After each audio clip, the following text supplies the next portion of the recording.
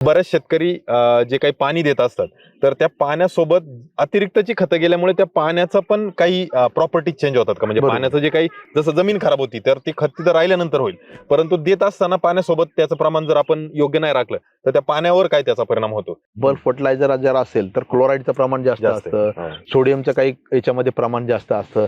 मग ज्या वेळेला आपण पाणी देतो ते जे काही क्लोराईड असेल किंवा सोडियम असेल हो. ते पाण्यामध्ये येणार आहे आणि ते पाणी जमिनीच्या किंवा मुळाच्या कक्षामध्ये जाणार आहे आणि त्या ठिकाणी ते क्षाराचं प्रमाण वाढणार आहे. तसं वॉटर सोल्युबलच्या खतामध्ये काय होतं, मी जसं तुम्हाला सुरुवातीला सांगितलं, वॉटर सोल्युबलच्या खताचा जो सॉल्ट इंडेक्स आहे अतिशय कमी आहे.